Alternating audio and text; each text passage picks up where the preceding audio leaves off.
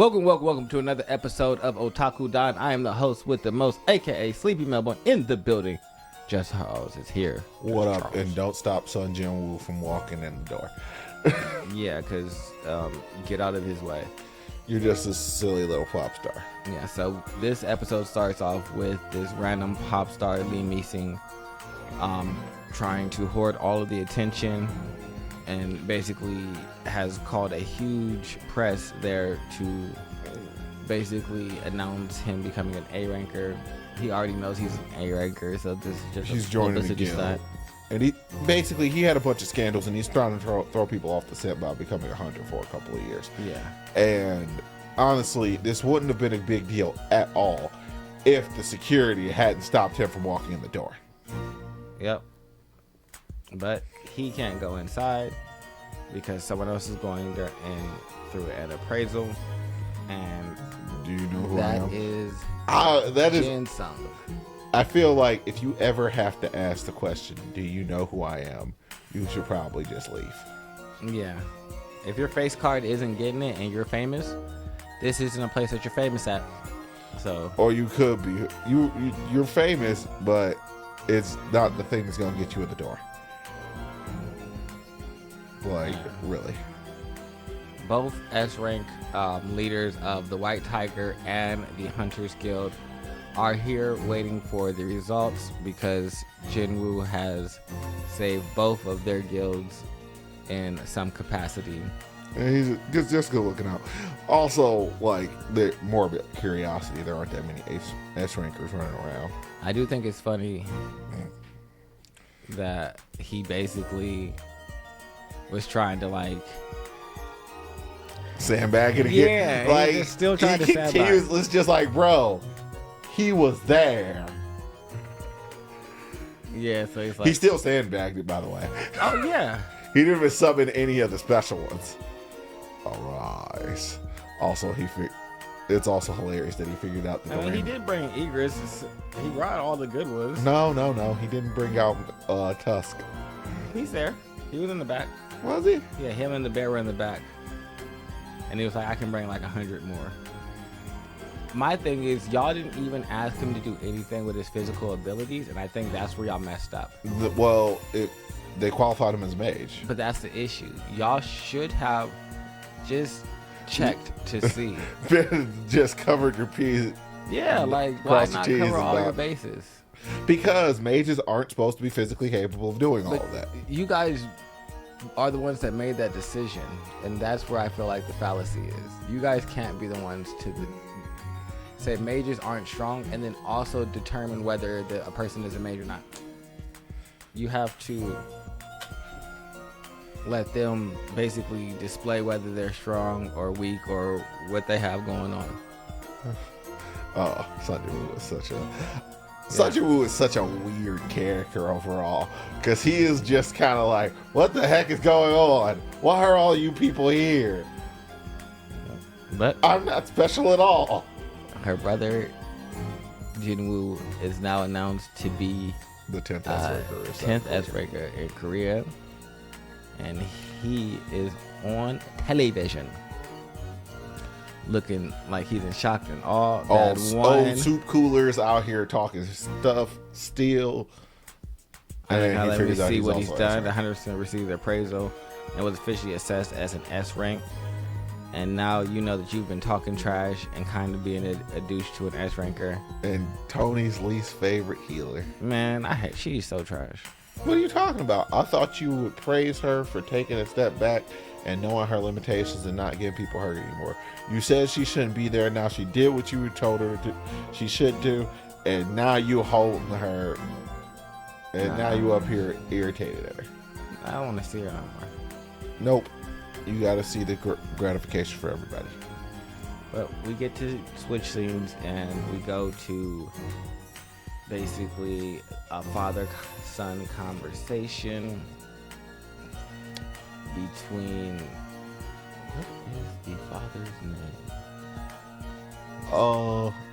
It's just the first part, and I don't know what so the elder Jin Ho is speaking about Mr. Sung. No, that would be All right, so I don't know. Jinho's dad, basically, is what I'm gonna call him.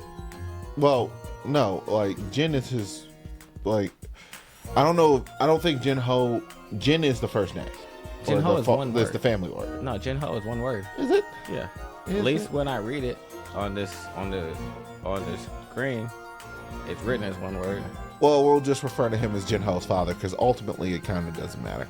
But Jinho's father really wanted them to recruit Sun Jin-woo into the guild. He was unsuccessful because Sun Jin-woo still has his own itinerary because he still needs to finish climbing the tower. So that means he can get the stuff necessary to cure his mother of the sleeping sickness that unfortunately his father gets later on inside of this episode. And I don't remember it happening this way, and you confirm the fact that it also doesn't happen that way? No. So, what I will say is, it doesn't happen where the father falls out in front of the wife at their home. The way we find out that this is happening is after Jinwoo completes his trek through the tower the second time.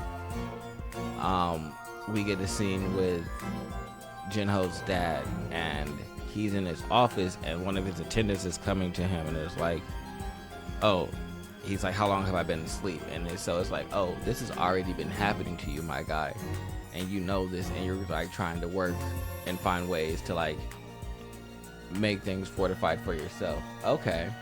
So it doesn't ever show us like him falling out or any of those things. We just get him at his desk, like knocked out, and someone coming to him and him waking up and being like, all right, how long was I asleep this time? And then like telling him, because he has like a whole protocol set in place where it's like, after 24 hours, you guys are supposed to call the call the doctors at home and take me there. Yeah. So he has I guess this way makes it seem like, oh, it's a surprise. The other way makes it seem like him being A little more methodical and smart. Yes. But anywho, the only almost breaks the glass inside of a weapon shop.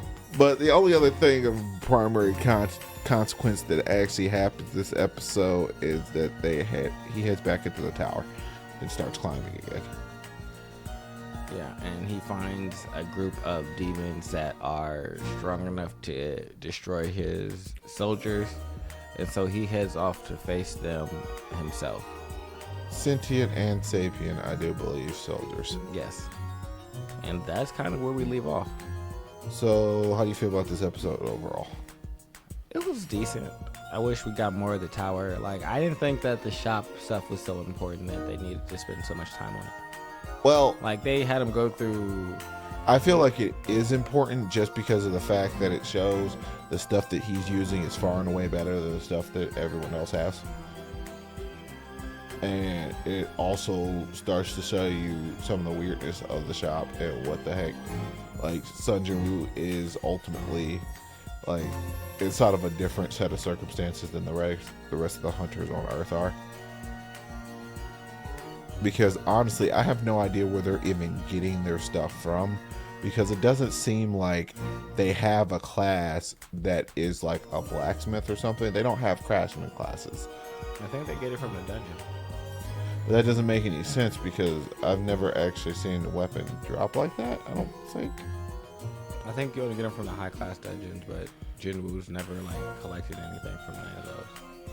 Because he doesn't care about weapons, because he can buy them from the store. So he just cares about like the body. So I don't know what the other guilds get, because like he didn't take whatever the reward was from like beating the A rank dungeon that was the Hunter Guilds. Yeah, that's my only real critique of this entire solo leveling as a lit RPGs thing. There's so many things that are missing because the way the power system is set up, it doesn't allow for a lot of the things that I kind of enjoy. Yeah, like smithing would be cool. Learning him crafting, going to a place where stuff gets crafted, or you turn the monsters into things, but it's just not here. It doesn't exist. It's something I like that is in Log Horizon or as of recently, it's really heavily inside of I can't remember the name that series Sunraku is from right now. Shangri-La. Yeah, it's from Shangri-La Frontier. Like, it's one of the things that I really enjoy inside of all these types of games, or a lot of these situations. I think crafting and showing that there are other routes and other ways to grow powerful is really important, and this is just fundamentally lacking from here. But yeah, Not a lot else. I do like that Jinwoo is like sending his shadows out to like guard the city, and it's like, does this count as like contributing to society? I would have to say yes. Also, the fact that you didn't get the fourth guardian because you weren't careful about how you killed him is hilarious to me. well, it's also the fact that they're smart enough to know is just like, what happened to the fourth guardian? Here's the one you put up into the air. You're like, so these guys all remember. yeah. It also makes it sad that Iron was really always that dumb. Iron's a child. I like that Iron's a child though, because he's having a great time. But he's smart. He remembers everything like from his previous life. So he was just oh no, there was another important thing that happened. Ants came off the island. Oh yeah, ants came off the island, and They that saw should them. lead us to some other shenanigans, hopefully.